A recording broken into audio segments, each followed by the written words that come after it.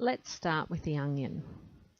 First of all, cut the ends off the onion, slice the onion in half and remove the outer skin. When that's done, place the onion on the flat side and make cuts to the centre of the onion. Now cut the other side on an angle so it will stay together. When you get to the next step of chopping, you chop as finely as possible. Do exactly the same with the other onion. Cut on one side and then cut the other side on an angle. Using a sharp knife to cut onions means that you won't suffer irritation to your eyes. So it's not bruising the onion, it's just slicing right through them. If you cut some of your onion pieces a little bit bigger, don't stress about that. This just means you will need to let them cook a little bit longer when you get to the cooking stage. Use a knife blade to press on the garlic to loosen the skin. This makes it really easy to peel the skin away. If the clove doesn't split easily, you may want to cut off the hard end and then try again. Take the skin off and put the clove in the garlic press. Do this for the 2 cloves or 3 if they are small. Once I've crushed the garlic, I use a knife to remove the leftover garlic from the press. It's important to scrape the inside clean with the handle of a spoon or a knife because it does become difficult to get out once it dries. Heat a large frying pan on a medium heat. You add 1 tablespoon of oil to the pan. Give it a swirl to coat the frying pan and then add the chopped onion and the minced garlic cloves. If you've not done a lot of cooking, then test the heat of the frying pan before you add the onions. You can throw in a couple of pieces of onions. I don't want them to fry quickly and burn. I want them to gently cook. Once you add the onions to the pan, the temperature will go down, so you may need to adjust the heat. It's worth the time to have the heat on low to medium and take extra time to cook them gently because there is nothing worse than burnt onions to ruin a meal. I know when they're ready because they become soft and the colour changes from white to translucent. This will take between 5 and 10 minutes depending on your pan and your stove. Move the onions around so they're evenly distributed and the cooking at the same pace. Pause the video here until the onions and garlic are cooked.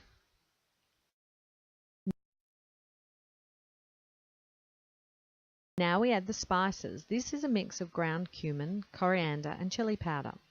Give them a stir to coat all of the onion. I'm going to cook this on a medium heat as I want the spices to heat up and release their fragrances.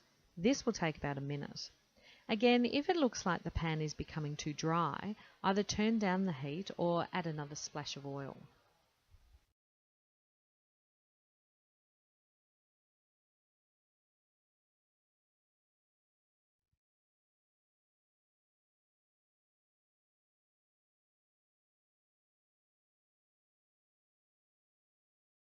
Now I'm turning the heat up to high because I want the pan to be very hot when I add the mince. If the pan is not hot, then the mince will stew in the juices that the meat releases. I want the meat to brown and caramelize, and this will only happen in a pan that is hot. You break up the meat so it's in a thin, even layer, and this will make it cook evenly. I'm using a wooden spoon to break up the meat, but you could use a metal spoon or tongs if that's what you have available.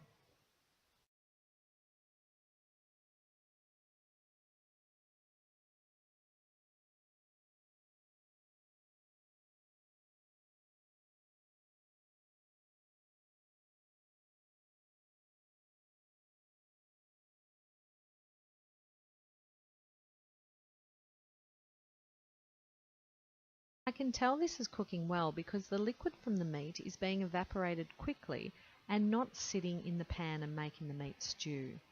I'm using a large frying pan, so the part sitting on the flame is a lot hotter than the rest of the pan. To make sure that all meat becomes brown and does not start to stew, I'm moving the meat around the pan. I can tell by the sizzling of the pan that it is hot enough and will cook the meat at the right temperature.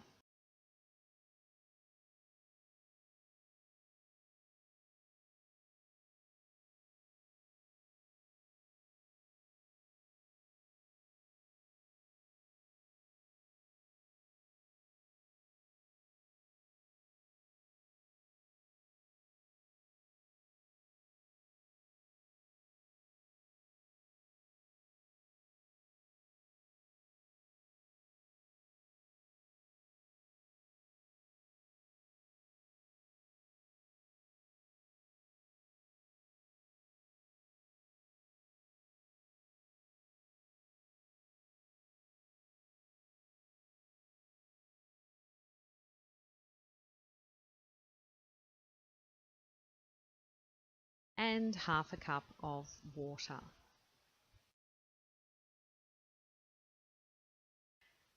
We are now going to add in the crushed tomatoes.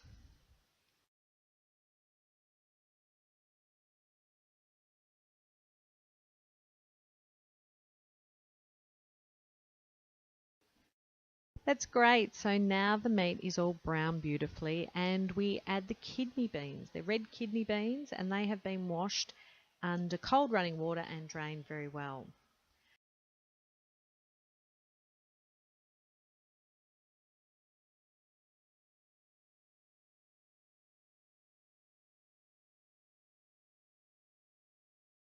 Turn the heat down and give it a stir to mix all the tomatoes and beans into the meat.